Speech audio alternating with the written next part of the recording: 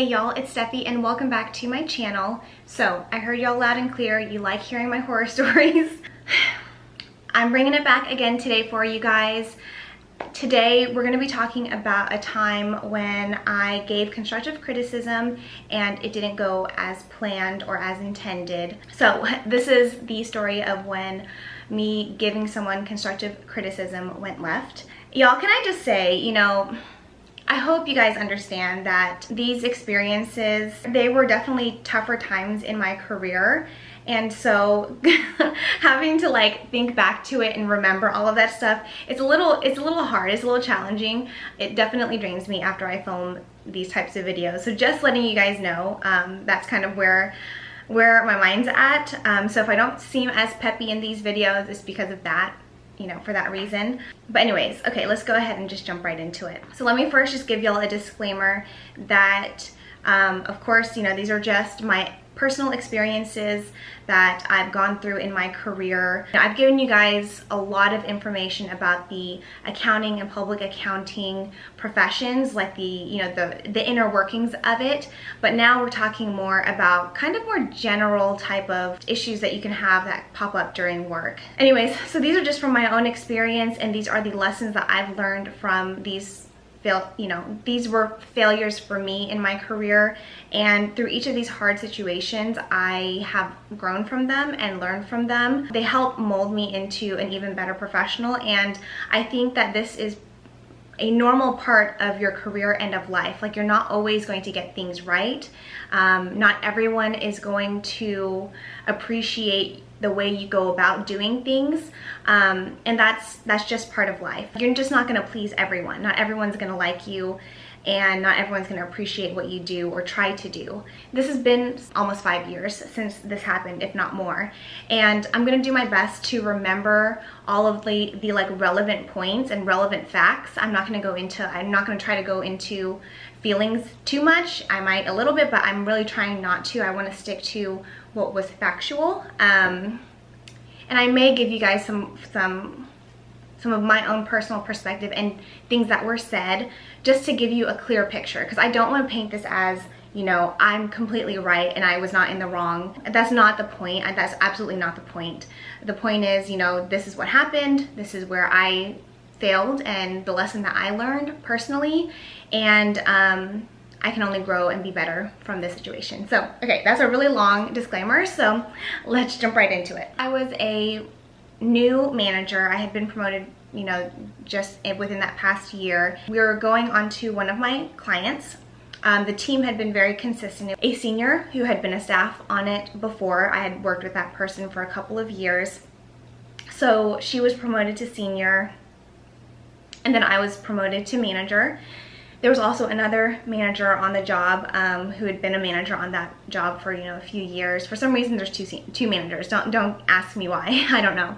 And then there was a partner. There was a new staff who was assigned on the engagement team. So the staff started on the engagement. The senior was a new senior, going through that new period of how do I supervise people while also getting my own work done. So it is a transition, and on top of that, the staff was coming into a team that had been established for a couple of years. It's always my intention when someone comes onto a team that's already been there for a while to incorporate them as much as I can. I know what it feels like to go somewhere and feel like you're left out. So for that reason, I try really hard to include them in things. I have been through those situations before where I felt excluded. Y'all know this. So I try really hard not to do that. Our team had been together for about 2 years. Was I best friends with my coworkers, my existing coworkers? No. The senior and the other manager worked together on another job, and they were very close. That manager went to the senior's wedding. I didn't get an invitation, but that's totally fine. You have to separate a personal relationship from your professional relationship. Giving you guys that as a little bit of backstory on the team dynamic. I felt like our team itself, from a work perspective, was inclusive. It was, a good team. We were collaborative. I didn't hang out with my other team members on the weekends or anything like that, or during my free time, and that's perfectly okay. Some people will, some people won't.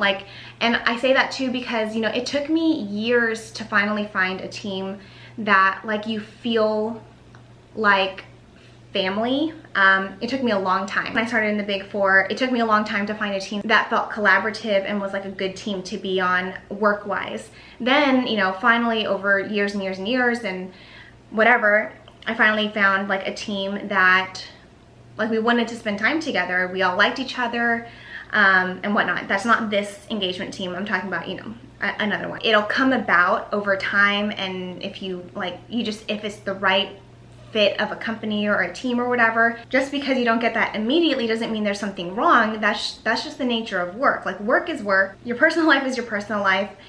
If you can find friends at work because it happens organically, then that's awesome, you know. But friendship is not the ultimate goal when you're at work. If you blur the line between being someone's friend and being like their direct supervisor, it can get very hinky. That was one of the key issues with this situation. So the new staff comes on. The senior is the one who is responsible for mentoring the staff, and we had a conversation before the staff came on because the senior was a new senior. You know, I wanted to see like, what is your comfort level when it comes to being a true senior, like supervising this person, showing them what to do. She did ask to have a little bit of help with instructing because she just didn't have the confidence. This was her first year being a senior, so I get it. With that being said, I was a little bit more like involved and hands-on. The senior would say, hey Steph, is there anything else that maybe I missed or anything? And then I would give my feedback. I wanted the senior to have the opportunity to be a senior.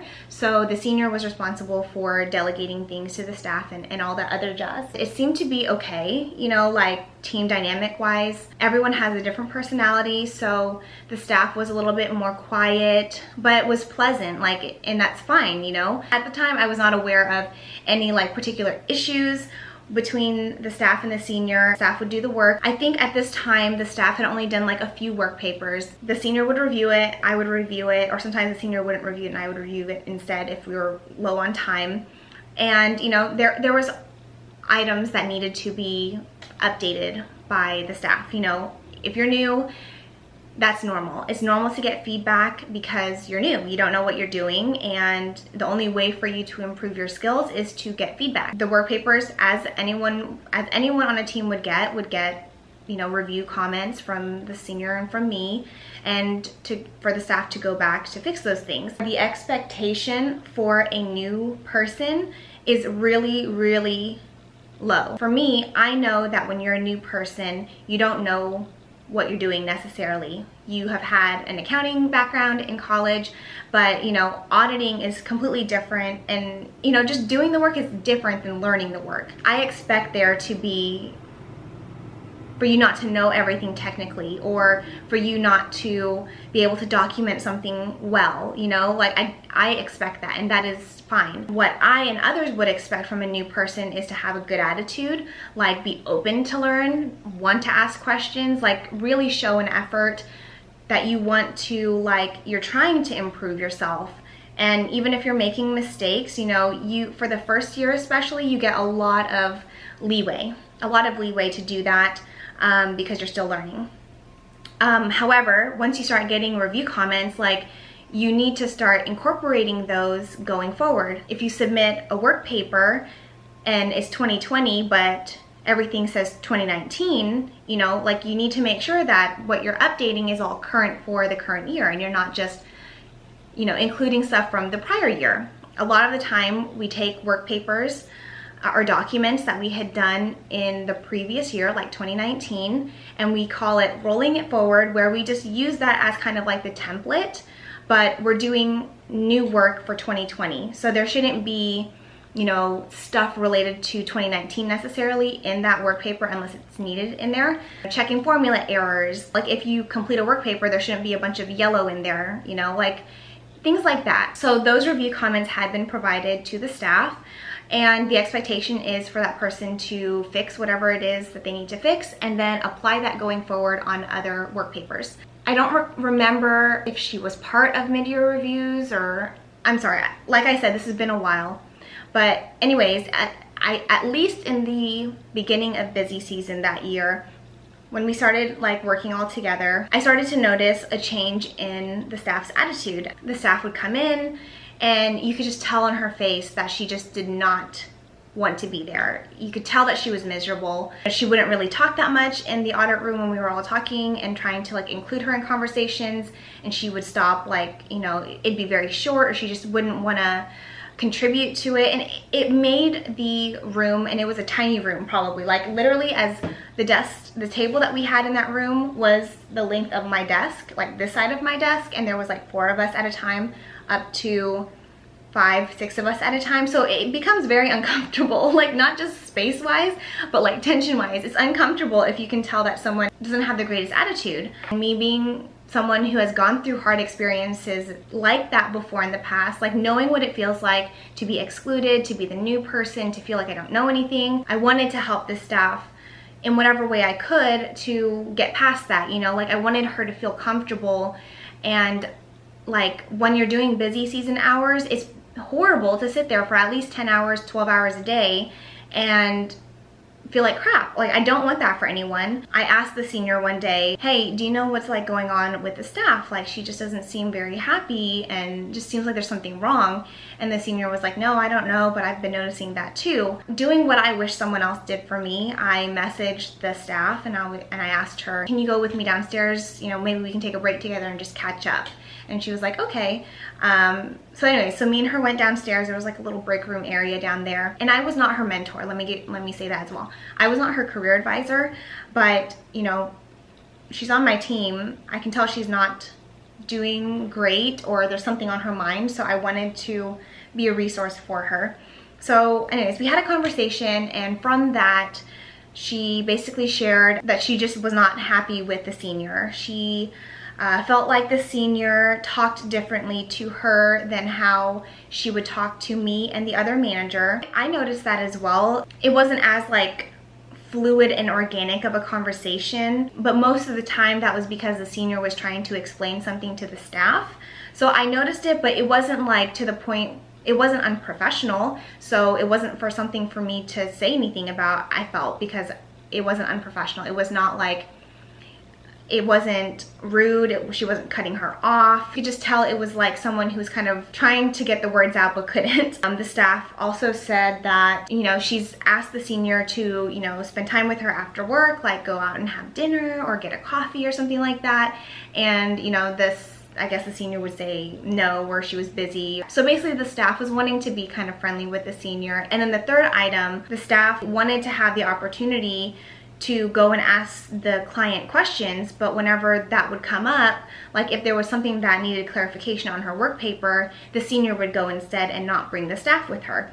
So, you know, those were the three main items. That conversation for me was more like, I want to know what's going on with her and I want to figure out how to help her with the situation. I asked her as well, like, have you brought this up to the senior? And she said, no, I haven't. So for me, I felt like it was just communication. Like, let's just all get together and hash it out so that we can move on, because, you know, busy season had just started and it's long, and we all need to be on the same page and in a good spot so that we're not miserable on top of working so much, which is the exact same approach I took for my toxic work environment. Later on, me, the staff, and the senior got together, and I was there more as like a mediator. I wanted them to communicate with each other, and then I also wanted to be there to be able to, I don't know, maybe hopefully like bridge some understanding between the two of them. It didn't go the greatest. So, you know, the staff brought up those issues with the senior, and, you know, the senior said, I don't remember what her response was about not wanting to spend time with the person. I don't even know if that got brought up, but I know that hurt the staff's feelings. And let me also just say, the staff did not give a damn about being my friend.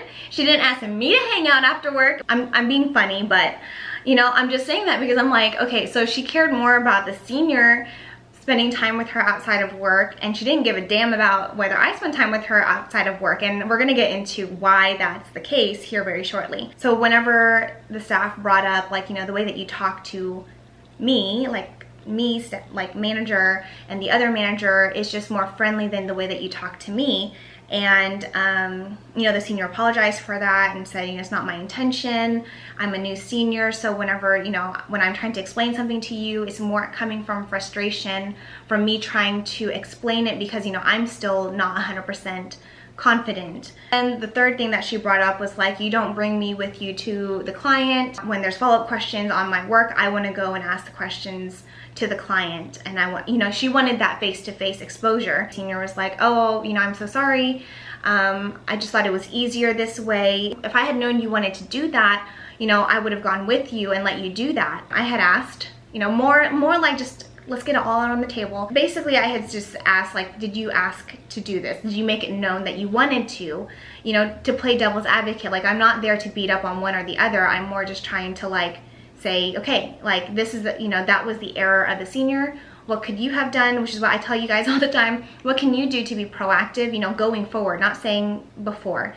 So, you know, just asking, like, did you say that you wanted to go talk to the client? And she's like, no. This is one of the failures on my part, which I own and I learned from. Definitely encourage you to, in the future, like, if you want to do something, you just have to be assertive and say it and make it known that you want to do something, and communicate that. Otherwise, you know, someone may not even think about that. It may not even be intentional, but it just happens. And then I said, in our culture, that may feel a little uncomfortable to be so, like, straightforward and assertive. It's a skill that you just have to strengthen. Let me back up. Our culture, because I identify myself as an Asian American woman, the staff was Asian as well, another Asian woman, but she was not born in America like I was. However, I personally identify myself as an Asian American woman. I've definitely faced challenges myself earlier in my career, whether it's because I am an Asian woman or because I lacked confidence because I was so early in my career, which a lot of us go through. I guess I try not to dwell on the fact of, like, why did someone do this to me? Is it because I'm Asian? I try not to dwell on that personally, because that doesn't help me deal with the situation. It doesn't help me grow from it. And like I said before, like, you can't control how other people react or act towards you. All you can do is control yourself. And so for me, that is a moot point. It's not relevant for me because it's not going to do anything for me, you know, other than me getting away from those people or reporting them. Outside of that, it doesn't do much for me. So unless someone is, like, blatantly, like, racist towards me, like, blatantly can't even deny that they're racist, you know, that's one thing. But if it's just, like, a hard working relationship, or I don't know why this person's treating me this way or whatever, like, it's all conjecture at that point. Getting back to my point.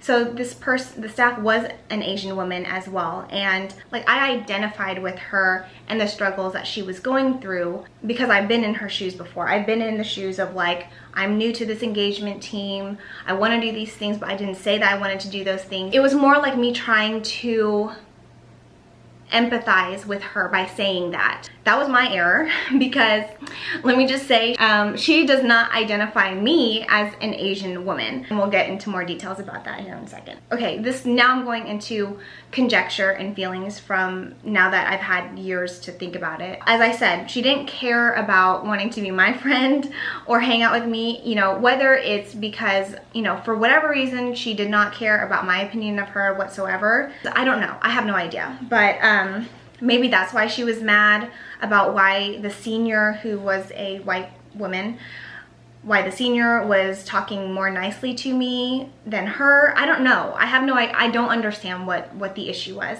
But in essence, that piece of advice that I gave to her, she clung to the fact that I said in our culture, blah, blah, blah, blah, blah, because she did not identify me as an Asian woman. After that conversation, it seemed like everything was fine. I didn't realize that my comment of saying that had bothered her. I had no idea. And also, I had no idea that apparently that conversation, because I was trying to share both sides and I wasn't just beating up on the senior, apparently she felt like I was siding with the senior more than her. Busy season continues on, and her attitude just gets worse. It's so uncomfortable to be in the audit room. She doesn't say, like, a word at all. Like, we keep trying to have conversations with her. She doesn't want to, you know, be part of the conversation. Literally, like, right when the day is over, I don't remember how many hours we were supposed to work, but, like, right when it became 6 o'clock on the dot, she would close her laptop, pack up really fast, and just leave, like, without even being like, bye, or like, oh, I'm done for the day. And then on top of that, her work performance did not improve. Like, the same mistakes that I had pointed out before, that others had pointed out before, were continuing to be made. And then on top of that, something had happened where she had, I guess, misunderstood some instructions from the senior, and she had deleted a bunch of work from a work paper and saved it that way, and we didn't have another copy of it. So basically it was like hours of work lost. That happened, and she was like, oh my god, I deleted it all. You know, the partner was there that day too, and so was the other manager. And knowing that mistakes happen, we were all like, oh, you know what, it's fine. It happens, we'll figure it out. No one was like, oh my god, I can't believe you did that. Like, it wasn't like that at all. The way that she responded to that was as if people were saying something bad to her. Like, she just didn't take ownership and accountability for that. Instead, it was like she just had a bad attitude. And I want you guys to realize, just because you make mistakes at work, especially as a new person, does not mean that you're a bad worker or that you're not going to have a future in your career. It just means that all you can do is own the mistake and do better. And that's all I look for, is if you screw up, and I have a video about what do you do if you made a mistake, like, learn from it and do your best not to do it again and keep it moving. Like, don't play the victim, don't blame other people, own it, and, you know, move on and improve yourself. Her work performance was definitely below expectations. Very little positive in the work performance, and then on top of that, her attitude, like, I mean it 100%, that it was very, very, very challenging to find something positive to write about in her performance evaluation. And I attribute it back to the fact that she took personal feelings, for whatever reason, from the situation, and she let that affect her professional performance. And that's why I keep telling you guys, and I hope that I've reiterated this enough, that when it comes to work, focus on the work. Like, don't focus on all the other jazz. Like, just focus on the work. Busy season ends, and it's time for our year-end evaluations. And I don't remember exactly why, but the staff's evaluation would go directly to me instead of going to the senior first. And I discussed, you know, her work performance with the team and got their feedback, and we were all in alignment about the fact that she just, you know, did not deliver with her work performance. Either work performance or your attitude. Like, those are the two things that are most important, especially early on in your career. As you go up further, you know, you really have to have that work performance. Like, that's got to be there. But in the very beginning, a lot of it has to do with attitude and just being, are you someone who people can work with? The firm that I was at before had a very weird evaluation rating. It was like, doesn't meet expectations, doesn't meet some expectations, meets expectations, meets some expectations, exceeds expectations. It was really confusing. If you read the expectations based on per policy that was there at the time, you know, we had provided her with expectations that she could have improved on to, you know, to her final review, but she didn't take it upon herself to be accountable and to improve from the feedback that we had. And that's one of my things. Like, I want to give people the opportunity to fix something, give them timely feedback for them to be able to work on it. Like, you have to own and take responsibility for your actions and for your professional skills. I'm not gonna give someone a rating that they didn't earn, you know what I mean? Whether it's good or bad. So specifically for that particular situation, she really did not meet expectations, period. If there had been a few things that she had done right, I could say, you know, we could have pointed to that, but there wasn't. I checked with the other manager and with the partner to see if they agreed, you know, with this rating, and they were in agreement as well. And so with that being said, you know, that was her rating. And then I did have a conversation with her to say that, you know, like, your rating is not meeting expectations. Once she got it back, we could have a conversation about it if she wanted to. And so she did book time with me to have a conversation. Sometimes I kind of go back and forth, like, you know, I went to the other manager who'd been there since the beginning of her career, and I had asked her about this. Sometimes I'm like, did she sabotage me like on purpose? I don't know.